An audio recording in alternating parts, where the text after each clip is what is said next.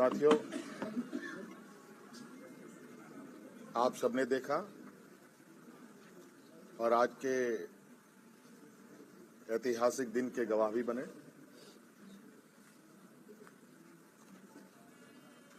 आज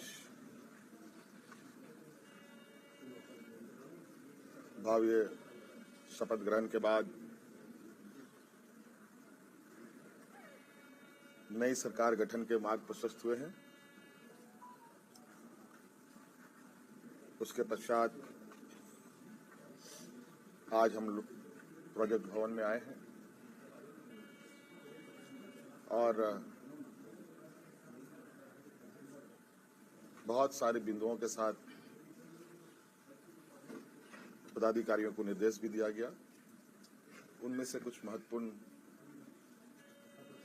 बिंदु हमारे सामने थी जिसका हम लोगों ने निष्पादन किया। आप सब लोगों ने देखा और आप सब लोगों को मालूम है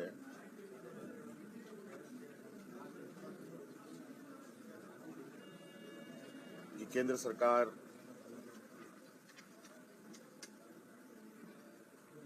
देश की रक्षा हेतु अग्निवीर जैसी कार्यक्रम को चला रही है।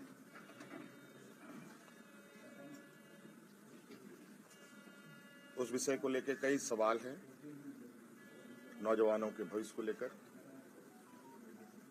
और आपको मैं बताना चाहूंगा कि राज्य सरकार ने, हम लोगों ने पहले ही ये निर्णय लिया था कि झारखंड राज्य के जो भी नौजवान अग्निवीर में शामिल होंगे और किसी घटना में अगर उनकी मृत्यु होती है तो उनके पूरे परिवारजनों के साथ राज्य सरकार खड़ी रहेगी और राज्य पुलिस कर्मियों को जो राज्य की किसी घटना में मृत्यु होने पर जो सहायता सहयोग सरकार देती है, वही सहयोग अग्निवीर के परिजनों को भी दे होगा। आपको मालूम है कि अभी कुछ दिन पहले ही असम के सीमावर्ती क्षेत्र में उग्रवादी घटना में 21 या 22 तारीख का दिन है, जहां झारखंड का एक नौजवान चंदन क्यारी, बोकारो जिले का एक क्षेत्र है, वहां का एक नौजवान अर्जुन महतो जो वीर गति को प्राप्त हुआ, उनको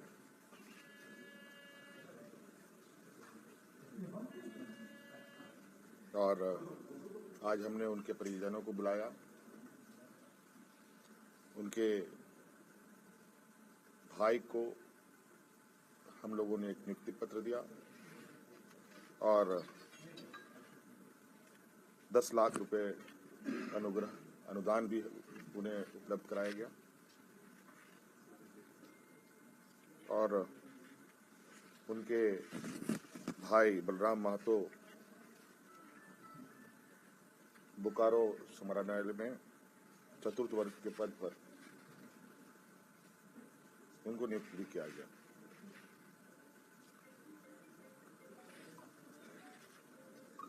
लगभग मुझे लगता है इस घटना को हुए हफ्ता दिन हुआ होगा और हमारी कोशिश थी कि अविलंब उनको ये सहायता उपलब्ध कराया जाए, क्योंकि आप सबको मालूम है कि राज्य में आचार संहिता लागू था,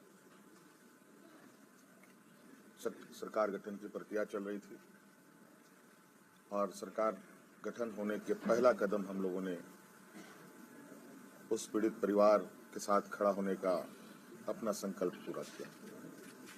इसके अलावा आज सभी विधायकों को 81 विधानसभा में जो चुने गए सदस्यों को शपथ ग्रहण हेतु प्रोटेम स्पीकर के रूप में प्रोफेसर स्टीफन मरांडी जी को चुना गया और ये भी निर्णय लिया गया कि आगामी 9 से 12 तारीख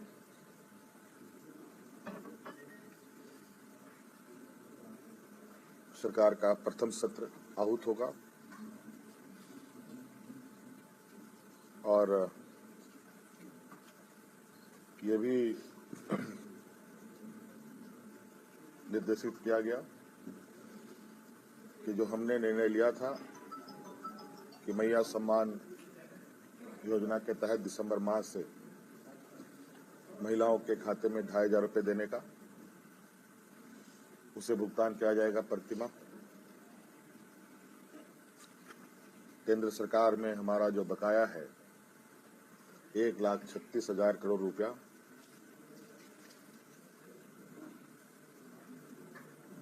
जो केंद्रीय सरकारी उपक्रमों पर है,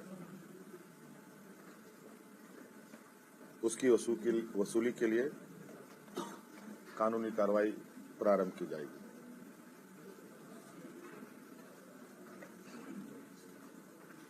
आपको पता है ये राज्य देश का सबसे पिछड़ा राज्य है। यहाँ पर सामाजिक सुरक्षा, सोशल सिक्योरिटी अत्यंत महत्वपूर्ण और आवश्यक है। इसके तहत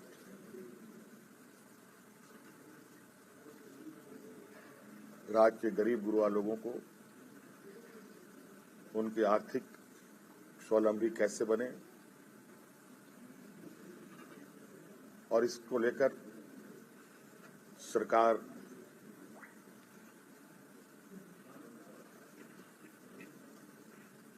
को अपनी आय बढ़ाने की आवश्यकता होगी। इसके लिए नए स्रोत खोजे जाएंगे। खनन क्षेत्र में लागू या चल रहे पुराने करों की समीक्षा होगी और उसमें वृद्धि एवं न्यायिक मामलों जो लंबित है उन सबको त्वरित गति से खत्म किया जाएगा। खनन क्षेत्र में कितनी अधिक करें बढ़ाई जा सकती है, इस पर सरकार आगे बढ़ेगी। आप सबको मालूम है कि हम लोगों ने उत्पाद सिपाही में भर्ती की प्रक्रिया पूरी कर ली है, लेकिन इस प्रक्रिया के तहत बड़े पैमाने पर नौजवानों की जाने गई हैं, जो बहुत ही दुखद घटना के रूप में हमारे सामने आया है।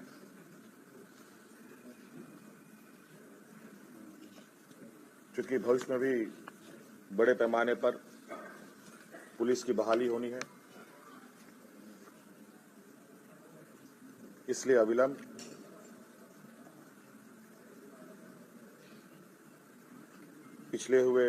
पीछे हुए नियुक्ति में जो घटना घटी है उसकी समीक्षा की जाएगी। राज्य में सभी रिक्त पदों पर नियुक्ति के लिए जेपीएससी और जेएसएससी तथा अन्य प्राधिकार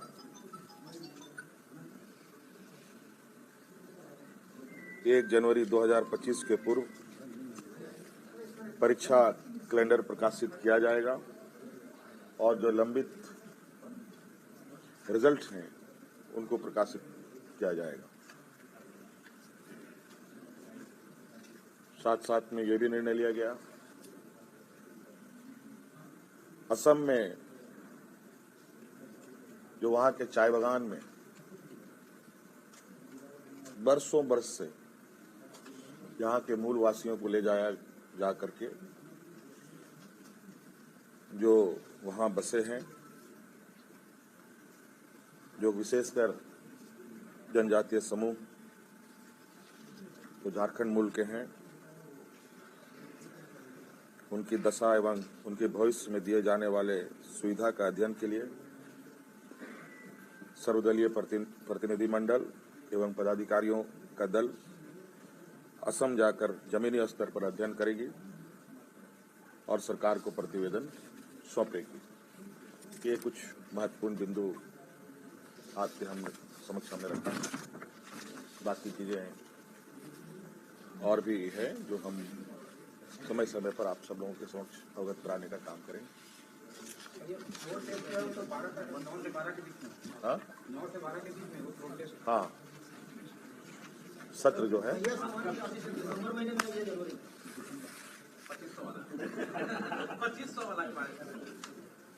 मैंने तो अभी कहा भाई, दिसंबर तक मिल जाना है।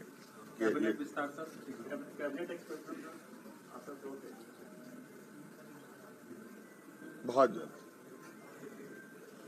मुझे लगता है, हो सकता है कि 1-2 दिन में हो जाए। चिंता ना करें, उसके लिए आप लोग चिंता ना करें।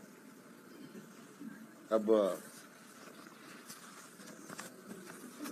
सरकार पूरी मजबूती के साथ काम करेगी, आप लोगों के भी सेवा में रहेगी और आप लोगों का उम्मीद करते हैं कि सहयोग मिलेगा। धन्यवाद।